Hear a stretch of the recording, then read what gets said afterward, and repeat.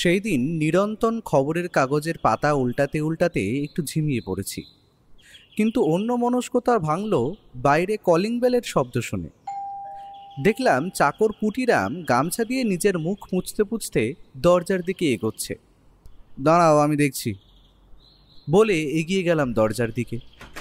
দরজাটা খুলে দিতেই দেখতে পেলাম একজন বয়স 30-এর যুবক দাঁড়িয়ে রয়েছে দরজার সামনে। তার হাতে ধরা রয়েছে একটি কাগজ। বললাম, কাকে চাই? আচ্ছা, আপনার নাম কি সত্যান্বেষী ব্যোমকেশ বক্সী? না না, ব্যোমকেশ একটু কাজে বেরিয়েছে, এক্ষুনি এলো বলে। আপনি বসুন না ভেতরে। ছেলেটি ঘরের ভিতরে এলো, তারপর সামনের সোফাটায় বসে ইতস্ততভাবে এদিক ওদিক দেখতে থাকলো। আমি বুঝতে পারলাম না ছেলেটা কি মক্কেল নাকি অন্য কোনো কাজে ব্যোমকেশের কাছে এসেছে। পুটিরামকে ডেকে চা করতে বললাম। ছেলেটা হয়তো একটু ইতস্তত বোধ করছে। পুটিরাম চা দেওয়ার মিনিট 15 পর ব্যোমকেশ ফিরল। সে এসে ছেলেটির উদ্দেশ্যে জিজ্ঞেস করল, হ্যাঁ বলো, কিসের জন্য আসা? কিভাবে সাহায্য করতে পারি তোমায়?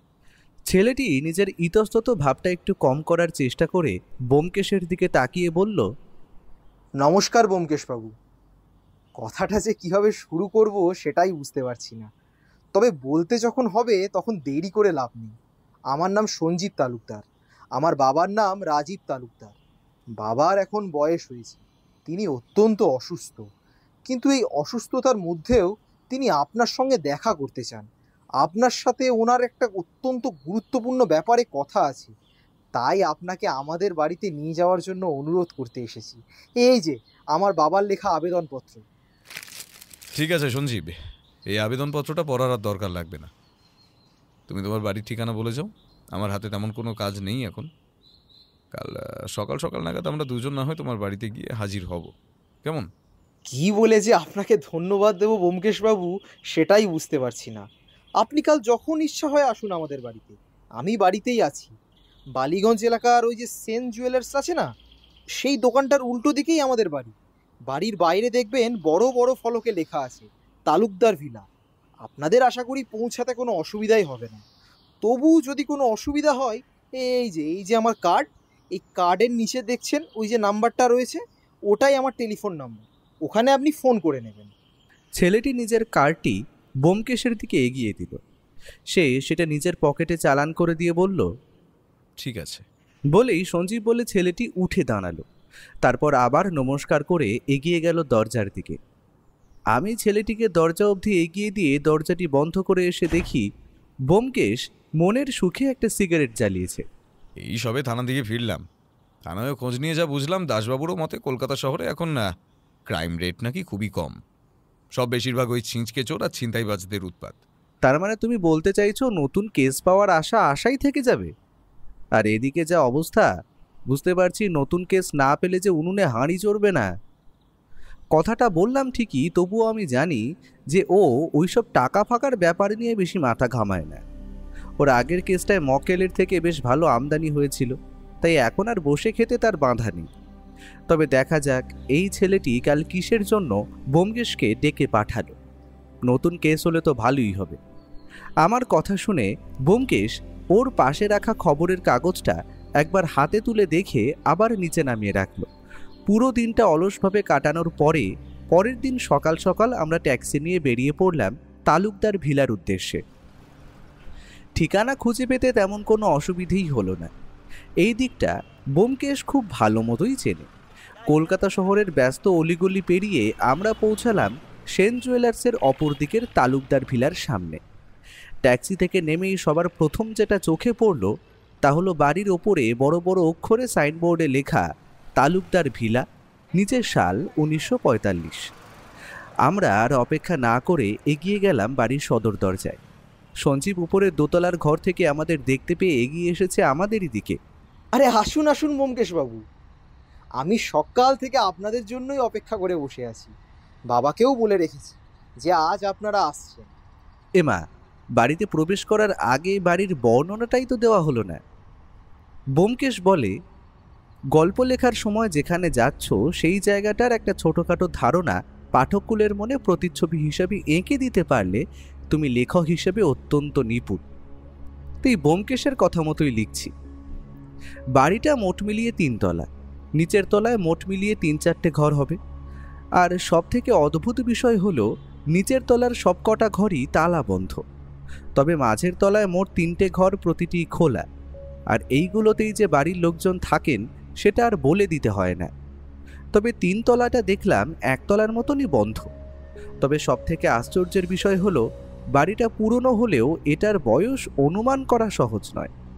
গৃহস্বামী যে নিজের বসবাস স্থান বিষয়ে ভালোই সচেতন তার বলে দিতে হয় না। দোতলায় পূর্ব দিকের একটা ঘরের দিকে এগিয়ে গিয়ে বুঝতে পারলাম এটাই সঞ্জীবের বাবা রাজীব তালুকদারের ঘর। আমরা ঘরে প্রবেশ করতেই দেখতে পেলাম পুরনো আমলের হেলানো চেয়ারে মাথা দিয়ে বসে আছেন একজন শীর্ণকায় বয়স্ক ভদ্রলোক। বসে আছেন বললে ভুল হবে, কারণ ভদ্রলোক একরকম শুয়েই আছেন চেয়ারে। আমাদের আসতে দেখে তিনি একটু নিজের চেয়ারটা সোজা করে উঠতে যাচ্ছিলেন। বোমকে শোনার উদ্দেশ্যে বলল, না না রাজীববাবু, উঠতে হবে না, আপনি বসুন বসুন, আমরা নিজেরাই বসে পড়বো, আপনাকে এই অসুস্থ শরীরে ব্যস্ত হতে হবে না আর। সঞ্জীব ছুটে গিয়ে 2টো চেয়ার এনে রাখলো আমাদের সামনে। আমরা দুজন সেটায় বসলাম। বোমকেশ বলল, বলুন, আমায় এখানে ডেকে পাঠানোর কারণ কি? রাজীববাবু দেখলাম হাতের ইশারায় নিজের ছেলেকে চলে যেতে বললেন। সঞ্জীবও দেখলাম বাক্য ব্যয় না করে বেরিয়ে গেলেন ঘরের বাইরে। সঞ্জীব বেরিয়ে যেতেই রাজীববাবু এক দীর্ঘ নিঃশ্বাস নিয়ে বলা শুরু করলেন, নমস্কার ব্যোমকেশ বাবু। আমার নাম আপনি শুনেছেন সেটা আমি আশা করি না। কয়েকজন কোটিখানেক লোক ছাড়া আমার নাম তেমনভাবে কেউই জানে না। আমি পেশায় একজন লেখক। আমার লেখা অনেক বড় বড় উপন্যাসগুলি নিয়ে বাইরে অনেক ফিল্ম কোম্পানি কাজ করছে।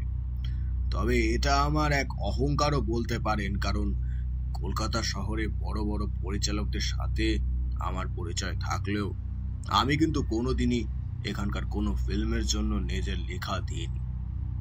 আজ থেকে প্রায় 15 বছর আগের কথা। তখন আমি আমার জীবনে ঘটে যাওয়া সত্য ঘটনাগুলির উপর একটা গল্প লিখি।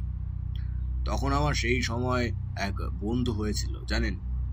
মাঝে মাঝে হয় না, হঠাৎ করে এমন কিছু লোকজনদের সাথে আমাদের পরিচয় হয়, পরে সেটি বন্ধুত্বে রূপান্তরিত হয়, সেরকম কিছু। আর সেই সময় তার সাথে আমার বন্ধুত্বটা বেশ গভীরই হয়েছিল। লোকটার নাম ছিল চিরঞ্জিত সরকার। আর যে গল্পটির কথা আমি আপনাকে বলছি সেটি অত্যন্ত গুরুত্বপূর্ণ, কারণ সেই গল্পে আমার জীবনে ঘটে যাওয়া এমন কিছু সত্য ঘটনা ছিল যা হয়তো প্রকাশিত হলে বা বাইরে বেরোলে সেটি আমার পরিবারের জন্য এবং আমার জন্য ভীষণ অসম্মানের হবে। আর সেই চিরঞ্জিত লোকটি ওই গল্প সম্বন্ধে সমস্তটাই জানত। অন্য কেউ হলে হয়তো আমি এই গল্পটির কথা উল্লেখ করতাম না। তবে ব্যোমকেশ বাবু, আমি আপনাদের অনেক নাম শুনেছি আর প্রচন্ডভাবে আপনাদের উপর ভরসাও করি। তাই আমি আপনাকে আমার লেখা সেই গল্পটি পড়তে দেব।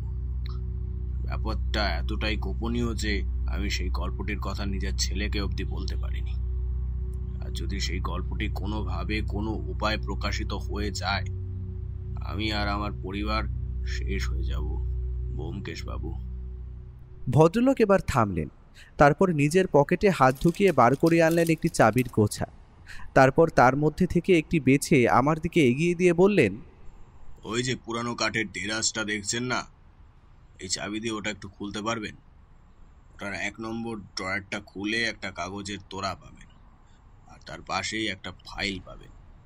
ওটা বার করে আনুন একটু দয়া করে। অবশ্যই অবশ্যই, কেন পারবো না, বলে আমি চাবিটা নিয়ে দেরাজটায় লাগিয়ে ঘোরাতেই সেটা খুলে গেল। তারপর ভদ্রলোকের বলা 1 নম্বর ড্রয়ারটা খুলে সেখান দিয়ে বার করে আনলাম একটা হলদে রঙের ফাইল। আমি সেটি বার করে নিয়ে রাজীববাবুর হাতে দিয়ে তারপর আবার দেরাজটি যেমন ছিল সেই রকমই বন্ধ করে দিলাম। ভদ্রলোক ফাইলটি নিয়ে একবার এদিক ওদিক ঘুরিয়ে দেখে বললেন, ব্যোমকেশ বাবু, এই যে এই ফাইলটা আপনি রাখুন।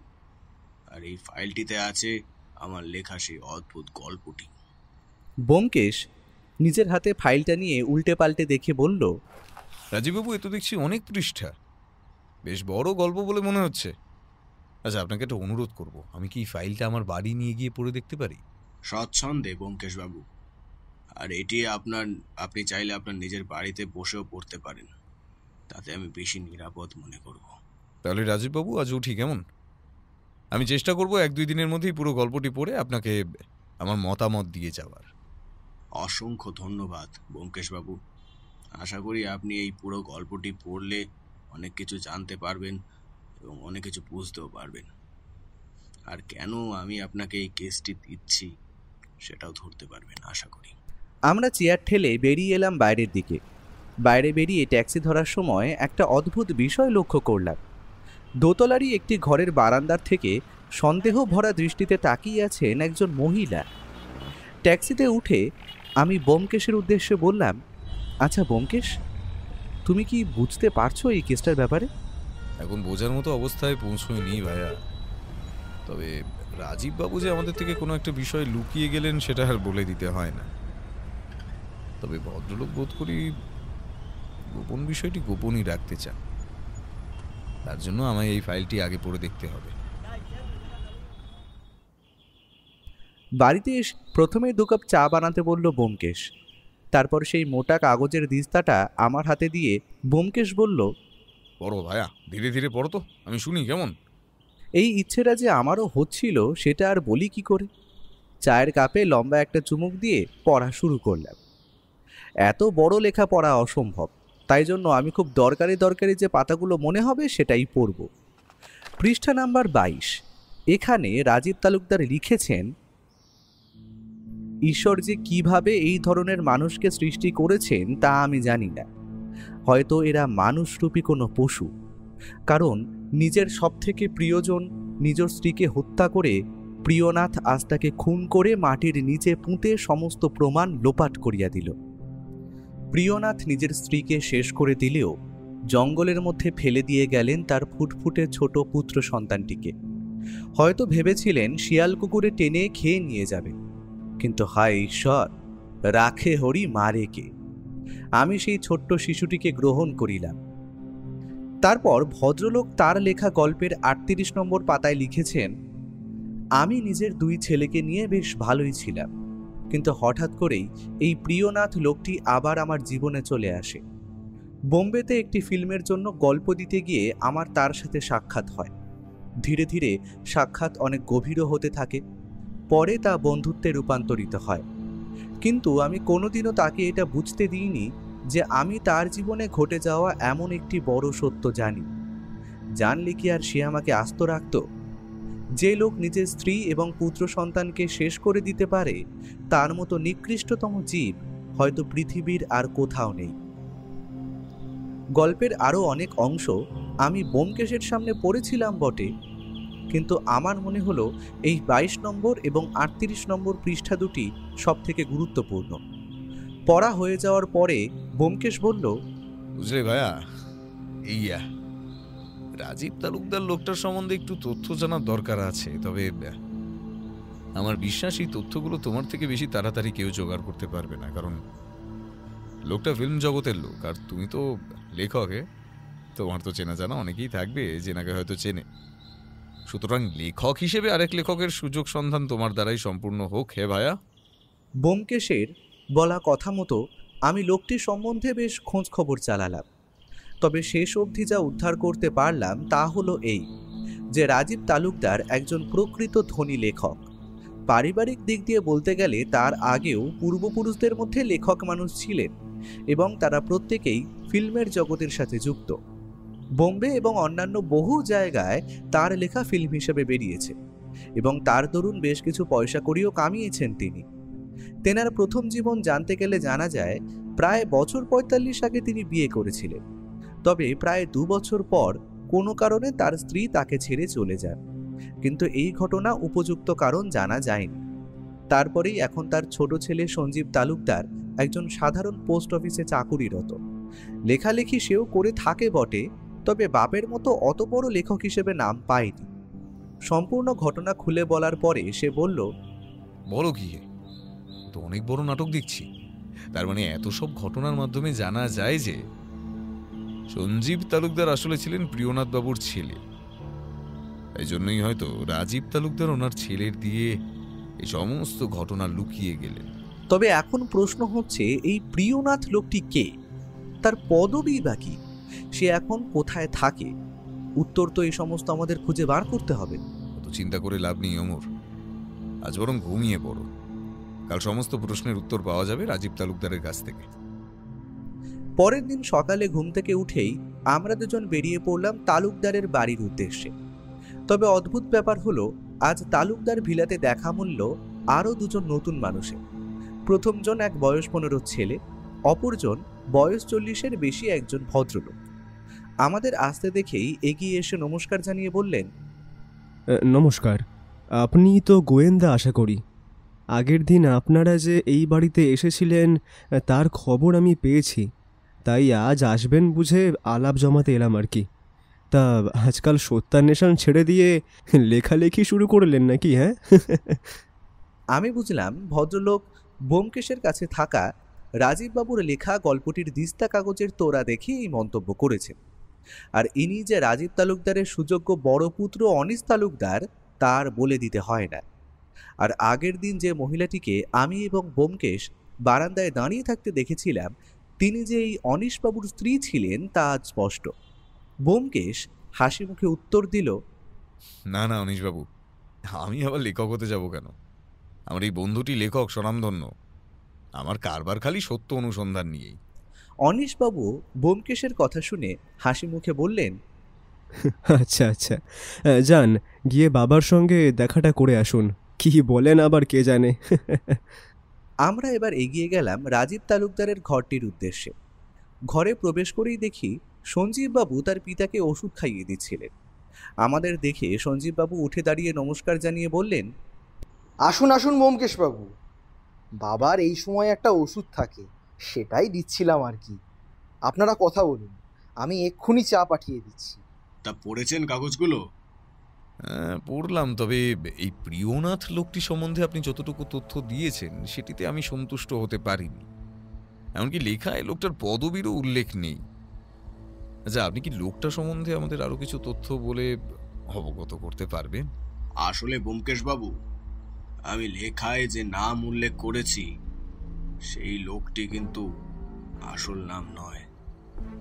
আমি যদি এখানে আসল নাম উল্লেখ করতাম তাহলে আপনি অতি সহজেই লোকটিকে চিনতে পারতেন। অজিতেশ বাবু, একটা কাজ করুন, আপনি বরং ওই পাশের ড্রয়ারটি খুলুন, সেখান থেকে আপনি কয়েকটি চিঠি পাবেন। আমি ভদ্রলোকের কথা মতো ড্রয়ারটি খোলার সাথে সাথে সেখানে আবিষ্কার করলাম কিছু হলদে হয়ে যাওয়া পুরনো চিঠির খাপ, এবং তার মধ্যে মারা রয়েছে লোকাল পোস্ট অফিসের স্ট্যাম্প। আমি চিঠিটি খুলে সেটি পড়ে ব্যোমকেশের হাতে দিলাম। সেখানে লেখা আছে, প্রিয় রাজীব, তোমার পূর্বের বলা সেই ঘটনাটি আমার কিন্তু আজও মনে।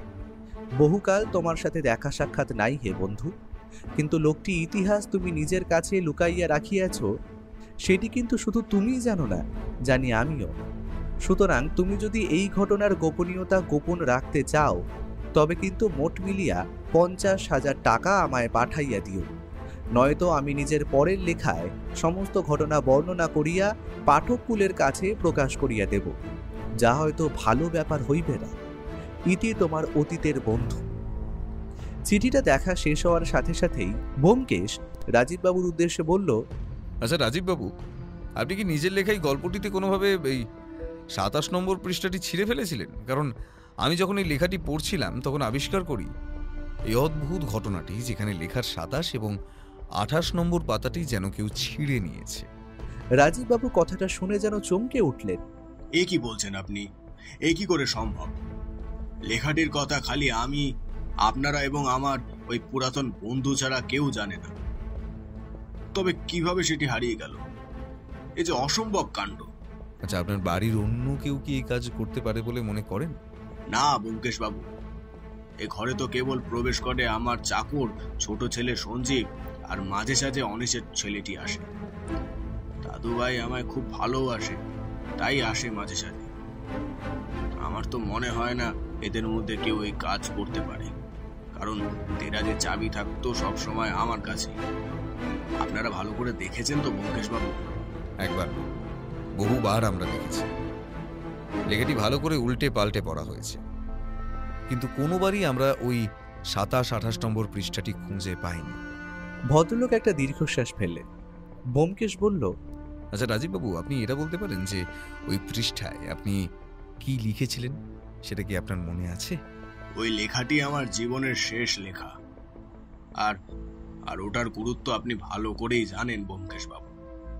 সুতরাং ওই লেখাটির সমস্ত পৃষ্ঠাই আমার মুখস্থ আছে।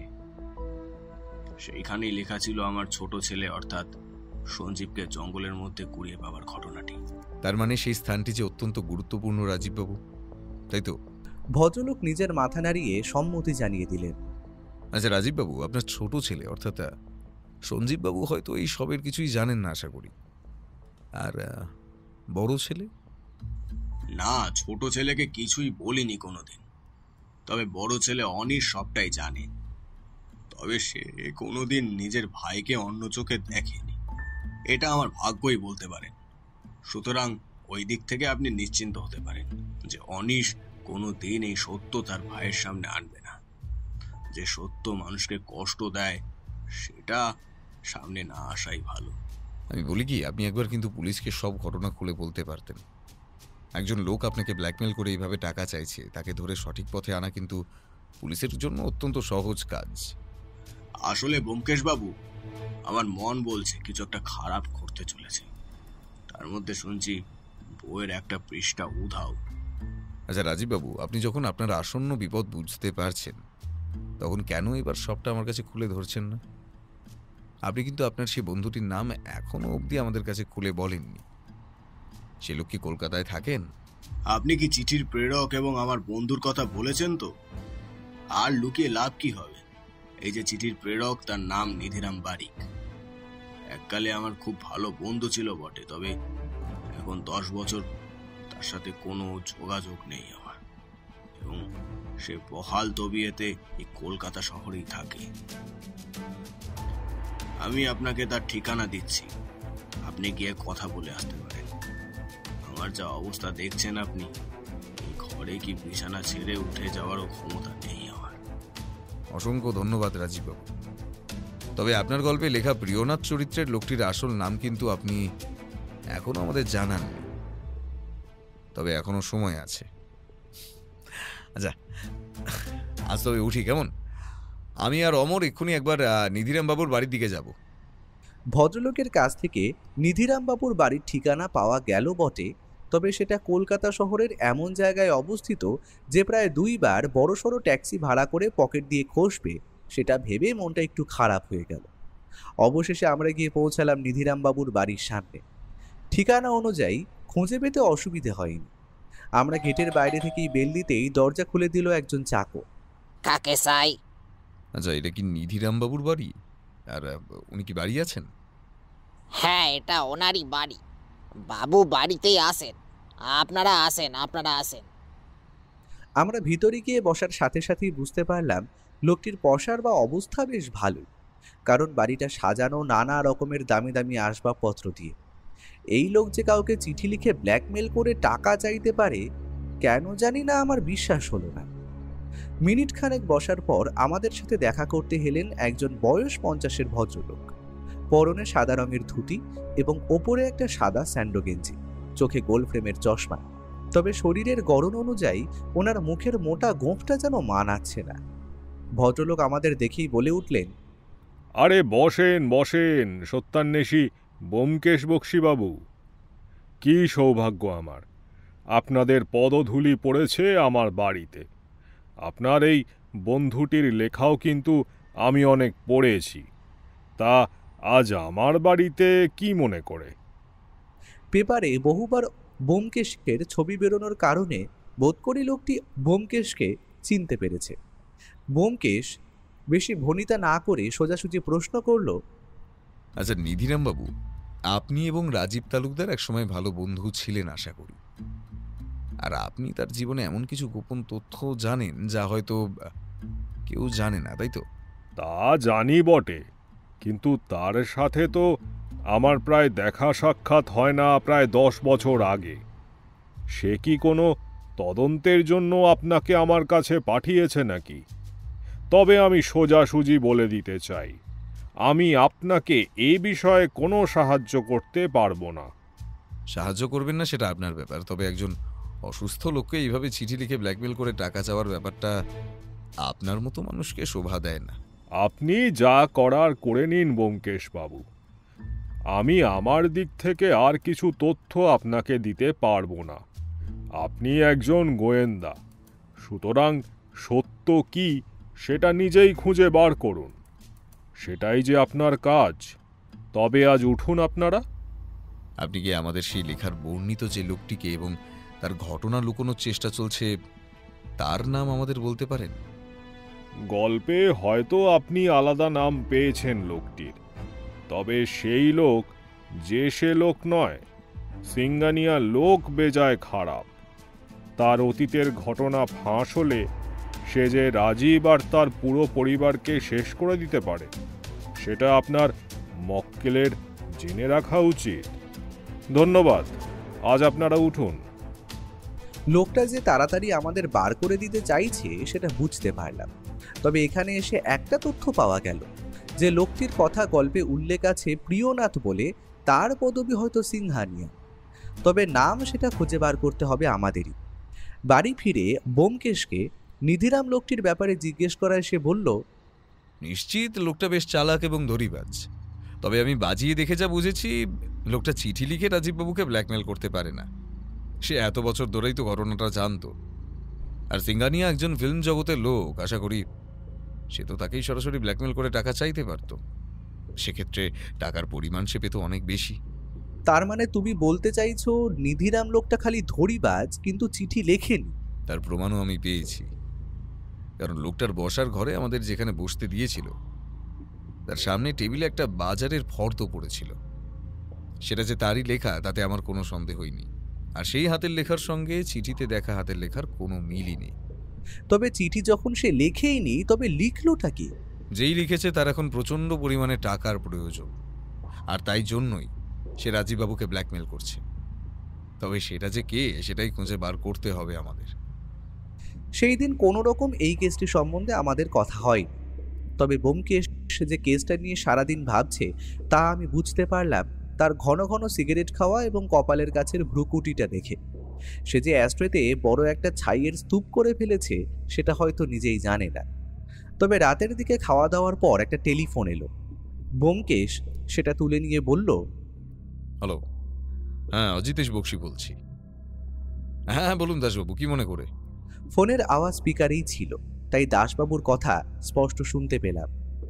হ্যাঁ বলছি, একজন প্রাক্তন ফিল্ম জগতের লোক লাল বাহাদুর সিংহানিয়া খুন হয়েছেন। যদি আপনি আসতে চান আসতে পারেন। ব্যাপারটা কিন্তু অত্যন্ত সন্দেহজনক। কি নাম বলেন যেন? লাল বাহাদুর সিংহানিয়া, তাই তো? হ্যাঁ হ্যাঁ, উনি উনি। কেন বলুন তো, আপনি কি লোকটিকে চিনতেন নাকি? আমি এক্ষুনি আসছি, এসেই না হয় সবটা আপনাকে খুলে বলবো। আচ্ছা, আপনি কি একটু গাড়ি পাঠাতে পারবেন? আচ্ছা ঠিক আছে ঠিক আছে, আপনারা সবাই তৈরি হয়ে থাকুন। ওই মিনিট 15-র মধ্যে গাড়ি এসে আপনাদেরকে নিয়ে যাবে, ঠিক আছে? ততক্ষণ আমি সামলাই এদিকটা। দাসবাবুর কথা মতো গাড়ি আমাদের নিয়ে গেল খুনের স্থানে। ব্যোমকেশকে ঘটনা শোনার পর থেকেই যেন আরো অনেক বেশি উত্তেজিত মনে হচ্ছে। তবে সেটার যে কারণ কি তা আমি জানি না। ঘটনাস্থলে পৌঁছে দেখি একটি ধুতি পাঞ্জাবি পরা বেশ লম্বা এবং ফর্সা গড়নের লোকের মৃতদেহকে ঘিরে বেশ লোকের জমায়েত সৃষ্টি হয়েছে। লোকটার এই বয়সেও বডি ফিটনেস এবং মুখের গড়ন দেখে সহজেই আন্দাজ করা যায় যে ইনি কোনো বড় মাপের অভিনেতাই ছিলেন। পুলিশ লোক ঠেলে আমাদের সামনে যাওয়ার ব্যবস্থা করে দিল। খুব ভালো করে পরিদর্শন করে দাসবাবুর উদ্দেশ্যে বলল, লোকটাকে খুন করা হয়েছে বটে, তবে সেটা এখানে নয়। খুন করা হয়েছে প্রায় অনেকক্ষণ আগে, কারণ গুলি লাগার জায়গাটা থেকে রক্ত বেরিয়ে সেটা জমাট বেঁধে গেছে। আমার অনুমান বলে এখানে এসে বডিটা ফেলে যাওয়া হয়। সে যাই হোক, বডি পোস্টমর্টমে পাঠানোর ব্যবস্থা করুন। রিপোর্ট এলে সব জানা যাবে। খুনের জায়গাটা আশপাশটা ঘুরে ব্যোমকেশ আরও যেন কিছু একটা খুঁজতে লাগলো। এখন যা বুঝছি করার কিছুই নেই আপাতত। যতক্ষণ না ওই ফরেনসিক টেস্টের রিপোর্টটা আসছে ততক্ষণ এখানে মনে হয় হাত গুটিয়ে বসেই থাকতে হবে আমাদের। দাসবাবু ব্যস্ত হয়ে কয়েকটা সাব কনস্টেবলকে দায়িত্ব দিয়ে ভিড় ঠেলে একটু ফাঁকা জায়গা বানালো। ওনার সাথে এলো একটি বছর 30-এর মেয়ে এবং একটি বৃদ্ধ লোক। উভয়ের পোশাক পরিচ্ছদে উচ্চবৃত্ততার ছাপ। বয়স্ক ভদ্রলোক বললেন, আমার নাম পিনাকি সরকার, ইন্সপেক্টর সাহেব। আমি সিঙ্গানিয়া বাবুর ম্যানেজার। এই মিনিট 45 আগে উনি বাড়ির থেকে বেরোলেন, বললেন খাবার পরে একটু রাস্তায় হাঁটলে রাতের ঘুমটা ভালো হয়। মদের অভ্যেসটা ছাড়ানোর পর বেশ কয়েকদিন ধরে এইরকম চলছিল। কারোর সাথে কোনো শত্রুতা না, কিছু না। আজ যে কি হয়ে গেল। আপনি কি সিংহানিয়া বাবুর মেয়ে? সে ইতিবাচক মাথা নাড়ল। ব্যোমকেশ প্রশ্ন করল, আপনি কয়েকদিন ধরে আপনার বাবার মানসিক অবস্থার ব্যাপারে জানাতে পারবেন? মেয়েটি ভাঙা গলায় বলল, আমার আমার বিয়ে হয়ে গেছে বছর 5 আগে। বাবার অমতে বিয়ে করেছিলাম বলে আমার সাথে কোনো সম্পর্ক রাখিনি। এই 3-2 হলো আমি বাড়িতে ঘুরতে এসেছি। আমার থেকে পিনাকি কাকাই বেশি ভালো বলতে পারবে। ঠিক আছে দাসবাবু, চলুন, বাড়িতে ওনার ঘরটা একটু দেখতে হবে। দাসবাবুর জিপে যখন আমরা সবাই উঠলাম, তখনই লাল বাহাদুর সিংহানিয়ার বডি নিয়ে আর একটা গাড়ি পোস্টমর্টমের জন্য বেরিয়ে গেল। লোকটার বাড়ি দেখলেই বোঝা যায় সৎপথে টাকা রোজগার করে বানানো অট্টালিকা এটা নয়। রাজীববাবুর গল্প অনুযায়ী খুব একটা ভালো লোক উনি ছিলেন না, সেটা মেনে নেওয়াই যায়।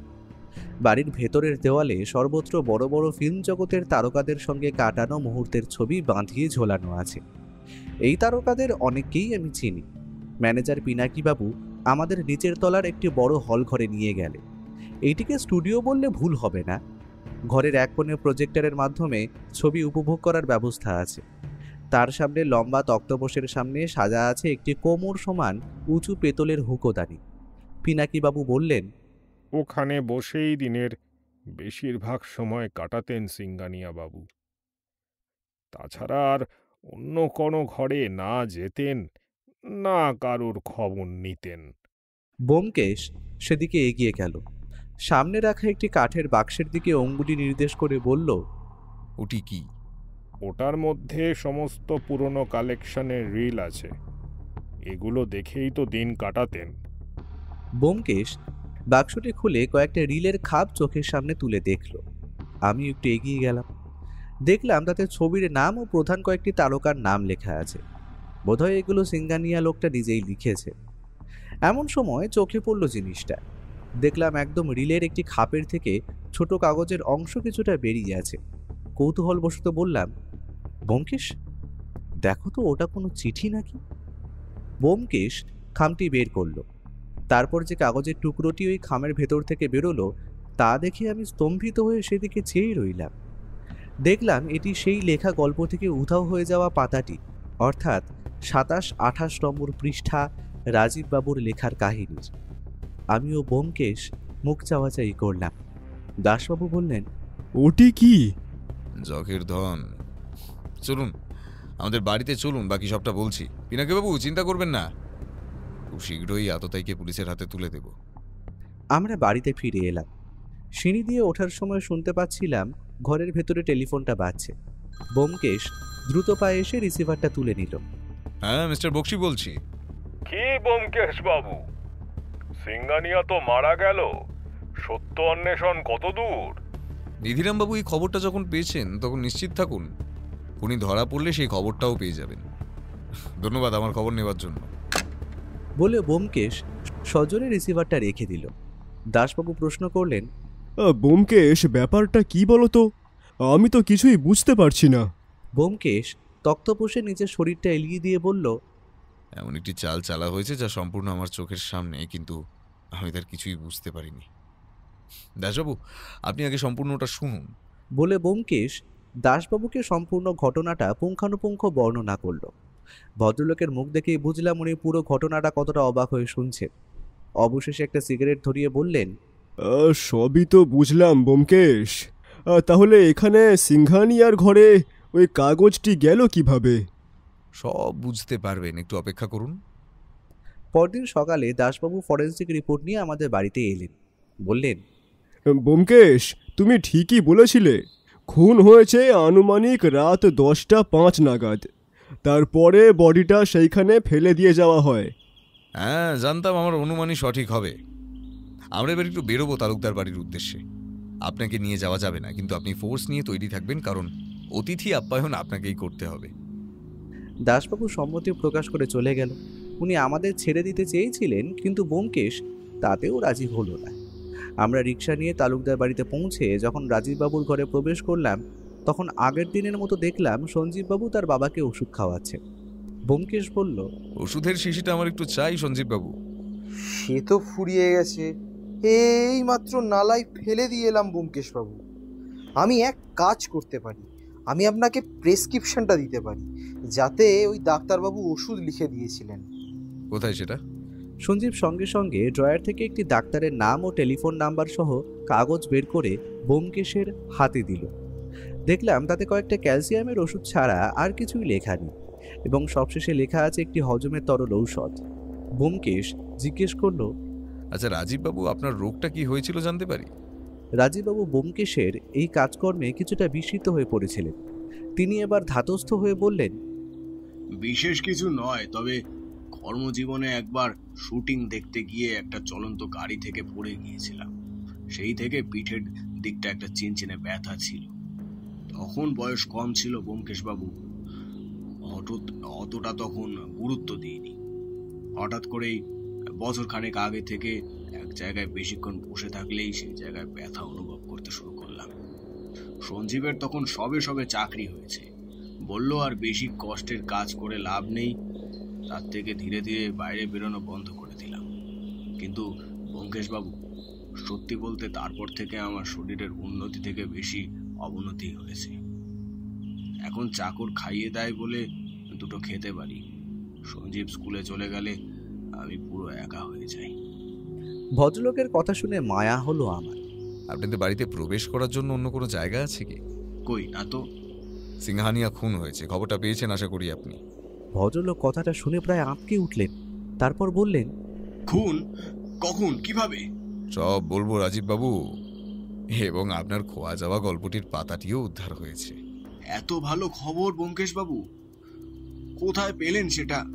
কেন, সিংহানিয়ার ঘরে। কি অদ্ভুত ঘটনা ব্যোমকেশবাবু, এটা কিভাবে সম্ভব? মানে আপনি কি নিশ্চিত? ব্যোমকেশ পকেট থেকে ওই 27-28 নম্বর পাতাটি বের করে সমীরবাবুর চোখের সামনে ধরল, তারপরে বলল, দেখুন তো, এটি সেই কাগজ কিনা। ভদ্রলোকের চোখ আটকে গেল কাগজটির দিকে। ঠোঁটের চামড়া কয়েকবার যেন কেঁপে উঠল বিস্ময়ে। ব্যোমকেশ বলল, এই কাগজে সিংহানিয়ার প্রয়াত স্ত্রী এবং তার বাপের বাড়ি সম্বন্ধে আপনি লিখেছেন, যদি আমি খুব ভুল না করে থাকি। এই পাতাটি আমি একবারও ব্যোমকেশের থেকে নিয়ে পড়িনি, তবে এখন ওর মুখে কথাটা শোনার পর মনে হলো আরও কয়েকটা জটিল রহস্য বাড়ল, বই কমল না। রাজীববাবু নিচু গলায় বললেন, আমি সেইবার সিংহানিয়াকে নিজের হাতে স্ত্রীকে খুন করতে দেখেছিলাম। তবে আমি বাংলোর যেখানে বসে লেখালেখি করছিলাম তার থেকে খানিকটা দূরেই ছিল একটা জঙ্গল। আর লেখালেখি করে ক্লান্ত শরীরে যখন আমি ঘুরতে ঘুরতে ব্যাপারটা লক্ষ্য করি, তখন বেশ দেরি হয়ে গেছে। আমি লুকিয়ে দেখলাম সিংহানিয়া তখন নিজের মৃত স্ত্রীর দেহটা মাটিতে পুঁতে দিচ্ছে। পাশে শুয়ে অঝরে কেঁদে চলেছে তার একটি দুধের শিশু। আমি তখনই লোক জড়ো করে সবটা মানুষের সামনে আনতে পারতাম, কিন্তু আমি তা করিনি, কারণ সিংহানিয়া লোকটার কাছে থাকতো সবসময় আগ্নেয়াস্ত্র। সে আমাকেও শেষ করে দিত সেই মুহূর্তের মধ্যে। তখন ওই ছোট শিশুটির কি হতো? তাই লোকটা তখন বাচ্চাটিকে জঙ্গলের মধ্যে ছেড়ে দিয়ে গেল, তখন আমি গিয়ে তাকে উদ্ধার করলাম। সঞ্জীব মোটে তখন 10 মাসের বাচ্চা। তাকে বুকে জড়িয়ে নিয়ে আসি বাংলোতে। বড় ছেলে অনিস তখন অনেক ছোট, কোনোদিন সে বুঝতে দেয়নি যে সঞ্জীব আমার আসল ছেলে নয়। একা হাতে মানুষ করা শুরু করি সেই দুধের ছোট শিশুটিকে। আর তখন থেকেই মনের মধ্যে জমতে থাকে ক্ষোভ। কেনই বা এমন করলো সিংহানিয়া? কেন শেষ করে দিতে চেয়েছিল ছোট বাচ্চাটির জীবন? আর তার থেকেই আপনার ভিতর জন্ম নেয় প্রতিশোধের আগুন, তাই তো? হ্যাঁ হ্যাঁ হ্যাঁ, ওই মানুষরূপী পশুটাকে শেষ করতে আমার খুব একটা অসুবিধা হয়নি। আমি খালি এতকাল চুপ ছিলাম সঞ্জীব বড় হয়ে উঠুক তার অপেক্ষায়। তখন সিংহানিয়া বোম্বেতে বড় অ্যাক্টর, তাকে ধরে শাস্তি দেওয়া অসম্ভব। চারিপাশে সে ঘিরে থাকতো অজস্র পাহারায়। তাই তখন তাকে নিজের কুকর্মের সাজা দেওয়া হয়ে ওঠেনি। কিন্তু আমি নিজের লেখা শেষ গল্পে এই সব ঘটনা উল্লেখ করে গেলাম ব্যোমকেশবাবু। আপনি এটাকে প্রমাণ স্বরূপ ব্যবহার করতে পারেন। আর সিংঘানিয়া যে একজন খুনি ছিল তাও প্রমাণ করতে পারেন। কিন্তু আপনি নিজে খুন করতে গেলেন কেন রাজীববাবু? আইন হাতে তুলে নেওয়ার ক্ষমতা কারো কাছে নেই। আপনি তো পুলিশকেও সবটা জানাতে পারতেন। কি হতো জানিয়ে? সিংঘানিয়ার বয়স এখন 60-এর ওপারে। অত পুরানো মামলা কোর্টে উঠলে এমনি সে মাত্র কয়েক বছরের জেল হয়েই ছাড়া পেয়ে যেত। কিন্তু আমি দেখতে চেয়েছিলাম ওকে ধুকতে ধুকতে মরতে। এত সহজ মরণ আমি ওকে মরতে দিতাম না। অনেকদিন ধরেই সুযোগ খুঁজছিলাম, তবে একদিন জানতে পারি লোকটি অভিনয় ছেড়ে এখন পুরোপুরিভাবে কলকাতায় বসবাস শুরু করেছে। অর্থাৎ তবে থেকেই মনের মধ্যে জেগে উঠল প্রতিশোধের আগুন। খোঁজ নিয়ে জানতে পারলাম লোকটা বিকাল বিকাল নাগাদ রাস্তায় হাঁটতে বেরোয়। তাই বেআইনিভাবে লুকিয়ে একটা বন্দুক জোগাড় করি আমি। তবে শেষ পর্যন্ত লোকটা মৃত্যুর আগে আমার সামনে মাটিতে গড়িয়ে নিজের পূর্বে করা অপকর্মের জন্য শোক প্রকাশ করে। কিন্তু আমার প্রতিশোধের আগুন নেভে লোকটাকে খুন করেই। ব্যোমকেশ এবার গম্ভীর মুখে বলল, আর আপনার ছেলে? ও যখন কিছুই জানে না, ওকে জানাবার দরকার নেই। আমি একদম সুস্থ এবং এই বয়সেও সহজেই হাঁটাচলা করতে পারি ব্যোমকেশবাবু। কথাটা শেষ হওয়ার সাথে সাথেই চোখে জল নিয়ে ঘরে প্রবেশ করল সঞ্জীববাবু। বাবা, তুমি আমার জন্য এত কিছু করলে, এতটা ভালোবাসো তুমি আমাকে বাবা। নিজের ছেলে না হওয়ার পরও সেই ছোটবেলা থেকে আমাকে কোলে পিঠে করে মানুষ করেছো তুমি আমায়। একটা দিনও বুঝতে দাওনি যে আমি তোমার নিজের ছেলে নই। আজ আমি সবটা লুকিয়ে শুনছিলাম দরজার বাইরে থেকে, কিন্তু কিন্তু সত্যটা জানার পর আর নিজেকে আটকে রাখতে পারলাম না। কেন এমন করলে বাবা, কেন কেন? রাজীব তালুকদার নিজের হাত তার ছেলের মাথায় রেখে কান্না ভেজা কণ্ঠে বলে উঠলেন, ভালোবাসা রে বোকা, ভালোবাসা। আমার সোনার মানিক চাঁদ, যাকে লোকটা শেষ করে দিতে চেয়েছিল তাকে ছেড়ে দিই কেমন করে? আমার আজও মনে পড়ে সেই দিনটার কথা, যবে জঙ্গলের মধ্যে প্রথমবারের মতন আমি তোকে কুড়িয়ে পেয়েছিলাম। পারিনি ফেলে চলে আসতেছে তোকে। আমি দেখলাম রাজীববাবুর চোখের কোণ বেয়ে তখন নেমে আসছে অজস্র অশ্রুধারা। আমি আর ব্যোমকেশ কিভাবে যে নিজের চোখের জল ধরে রয়েছি তা বলতে পারবো না। হয়তো এই ভাবের কোনো নাম হয় না, এটাকেই হয়তো বলে নিখুঁত ভালোবাসা। ব্যোমকেশবাবু, আপনি আমায় গ্রেফতার করুন, আমি আসল খুনি। সিংঘানিয়া লোকটাকে আমি খুন করি আর সবটা সাজাই নিজের মাথা দিয়ে। আর আপনাকে আমি ডেকে এনে তদন্ত করতে বলি, কারণ আপনি সত্য অনুসন্ধান করেন। আর সমস্ত সত্য আপনার মাধ্যমে জানিয়ে দিয়ে যাওয়ার জন্য আপনার প্রমাণ লাগলে সমস্ত কিছু পেয়ে যাবেন ওই লেখা গল্পটির মধ্যে। সেই দিন যে মনের মধ্যে কি ভার নিয়ে আমরা তালুকদার বাড়ি থেকে বেরিয়ে এসেছিলাম তার অন্ত নেই। অনেক কেস আমরা দেখেছি, কিন্তু এটার মতো অদ্ভুত কেস কোথাও দেখিনি।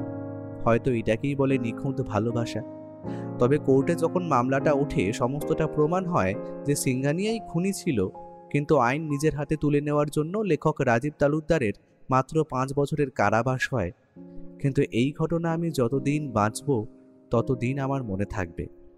এটা ব্যোমকেশের কাছে আসা একটা অদ্ভুত কেস রূপে আমার গল্পে স্থান পাবে।